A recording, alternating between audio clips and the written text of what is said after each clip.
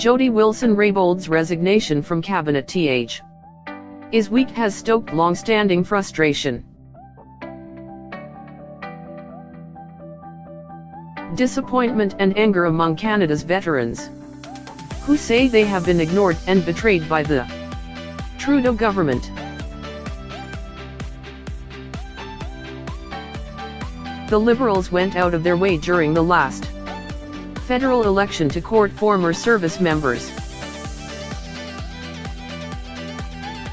as Justin Trudeau promised to improve service del ivery and reinstate a lifelong disability pension for veterans after years of conservative cuts and inaction. That pension, first introduced after the First Wor, War, was abolished in 2006 with support from all federal parties, and replaced by a suite of rehabilitation programs and financial compensation for injured soldiers. Since then, the Liberals have run through 3 terans-affairs ministers in as many years Kent, Hare, Seamus O'Regan and Wilson-Raybould, while making little headway on improving service delivery and breaking their pension promise. The government has increased some supports and benefits for veterans and unveiled its own so-called Pension for Life program that will roll out in April.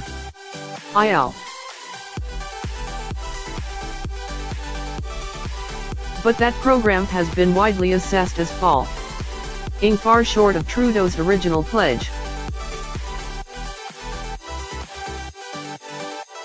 Our key concern is there's been a betrayal of the commitment that the Prime Minister made in the election of 2015. Said Brian Forbes, chair of the National Council of Veterans Associations, which represents more DHA and 60 veteran groups. That is felt very strongly in the veterans community.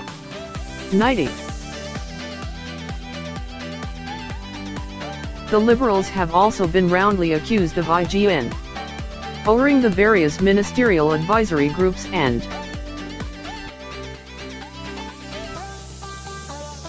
other mechanisms established after the 2015 election to solicit feedback from the Veterans COMM unit. Why about its needs and concerns?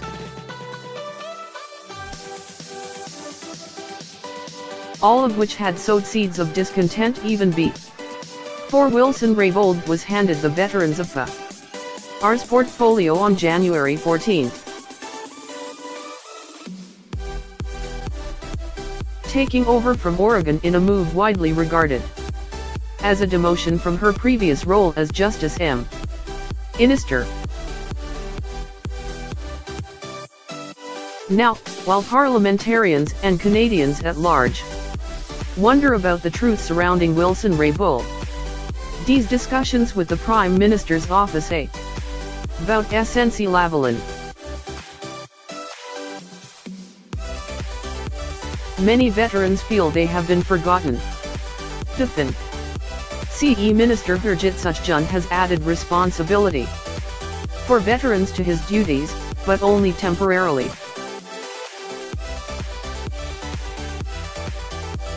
It's like the veterans are the last priority in his story, said Aaron Bedard, an Afghan war veteran and from BC, who led an unsuccessful legal battle against the government to reinstate the old disability pension. We don't have a Minister of Veterans Affairs anymore. Even before Wilson-Raybould's departure, some veterans and veterans groups had questioned the number of ministers who have handled the portfolio on day are the Liberals and what that says about their importance to the government. Not that the trend has been unique to the Liberals. All told, there have been 7 Veterans Affairs ministers in the past decade. Not counting such Jun. The Conservatives had 3. In less than 2 years, leading up to the last election. That in itself creates difficulties, says Scott Swell, Executive Director of Wounded Warriors Canada.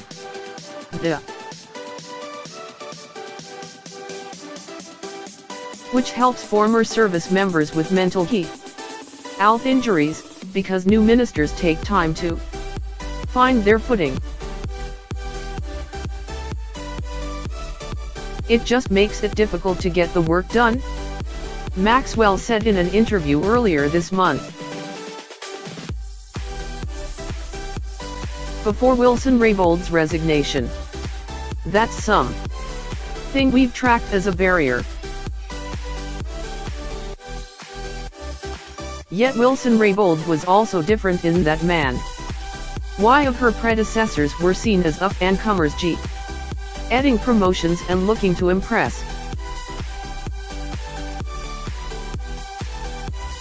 Not senior ministers getting a demotion. While she repeatedly denied that description, insisting working for veterans was vitally important, Onet Helis stuck with some veterans. When you're saying you're being demoted and you are being sent to Veterans Affairs, it's a slap in face for us, said Daniel Tremblay, an Afghan war veteran from Ottawa who is now struggling with back problems and post-traumatic stress. It should be a promotion, not a demotion.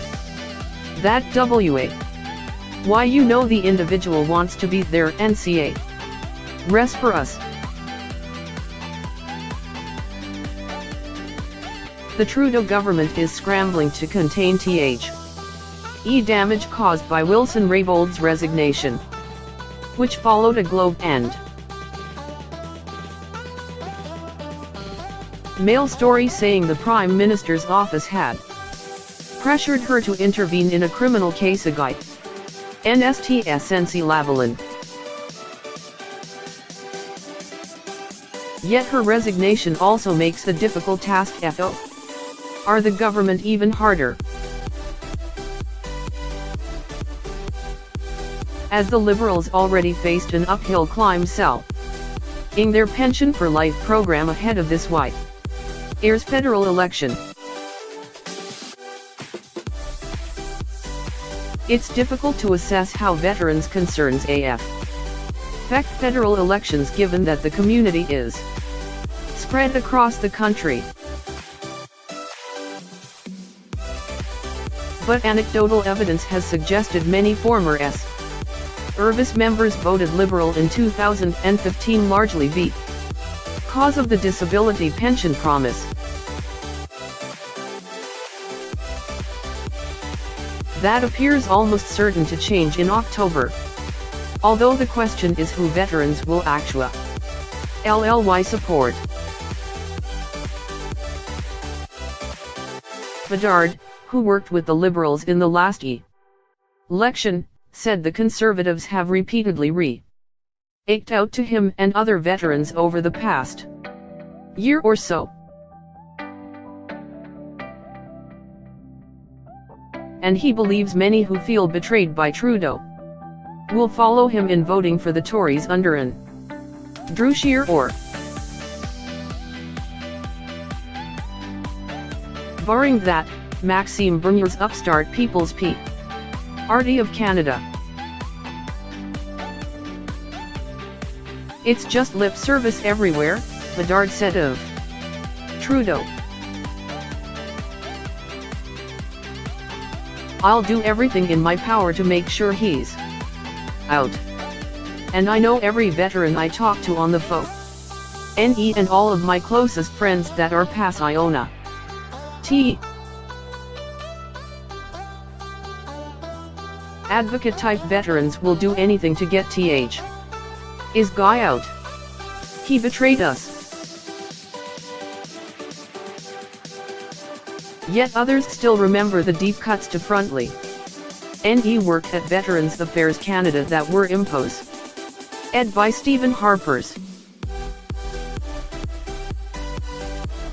Government and the Conservatives' refusal to reinstate the disability pension after a decade in power.